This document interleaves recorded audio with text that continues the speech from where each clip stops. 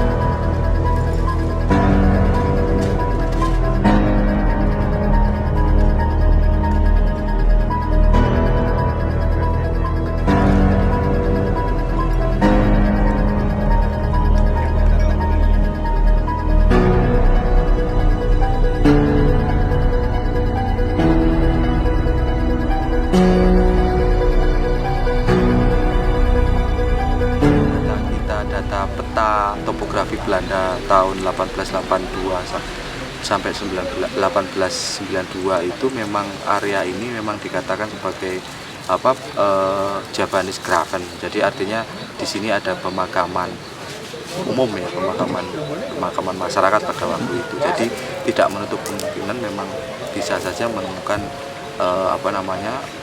tulang manusia, karena memang di sini diindikasikan memang di masa itu sudah dijadikan makam.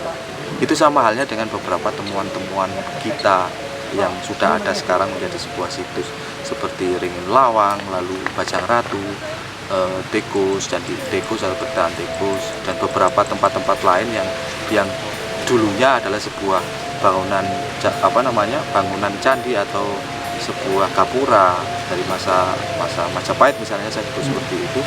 Di masa pemanfaatan berikutnya ketika budaya masyarakat pendukungnya pada waktu itu sudah tidak ada, lalu kemudian dialihfungsikan menjadi sebuah pemakaman. Jadi tidak menutup kemungkinan hal semacam itu. Jadi bukan sebuah hal yang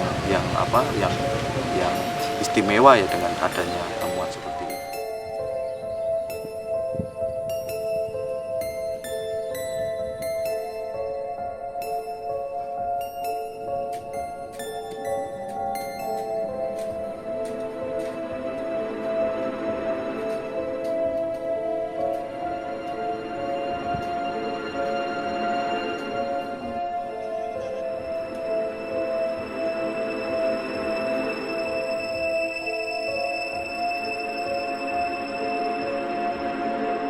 Kita yang kita punya hanya peta Belanda, peta topografi Belanda tahun 1882 sampai 1892, itu menunjukkan di wilayah ini sudah ada makam Jawa begitu. Ada makam, otomatis pada waktu itu penggambarannya pada waktu itu bisa jadi makam itu lebih tua, bisa jadi dari abad ke-18 atau abad 19. Ya kalau ambil contoh beberapa kasus yang sudah ada kan memang karena ini sifatnya pemakaman umum gitu ya, jadi treatmentnya ya seperti itu, harus ada koordinasi dengan desa, lalu kemudian dibedakan di lokasi di mana, bagaimana caranya begitu. Seperti bagaimana kita menghargai budaya kita, kebiasaan kita untuk menghargai jasad yang sudah meninggal begitu. Belum ada data atau penelitian yang menunjukkan bahwa kenapa mereka memilih tempat itu, belum ada data itu. Tapi yang jelas faktanya memang kebanyakan tinggalan-tinggalan masa lalu yang sudah ditinggalkan budaya pendukungnya digunakan di masyarakat berikutnya hanya sebatas untuk makam. Data lainnya kita tidak punya.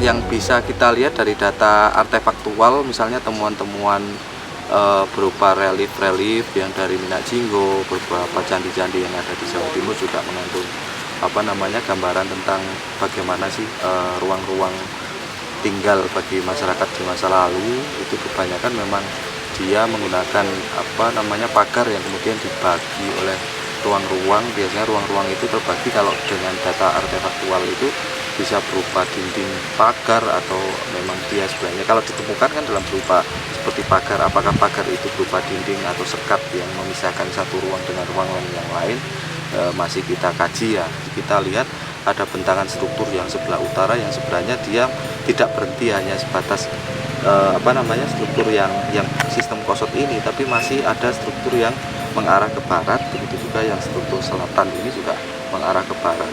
Berarti ada ruang besar yang mewadahi ruang ini, kemudian ada ruang lain yang kemungkinan untuk aktivitas lain juga.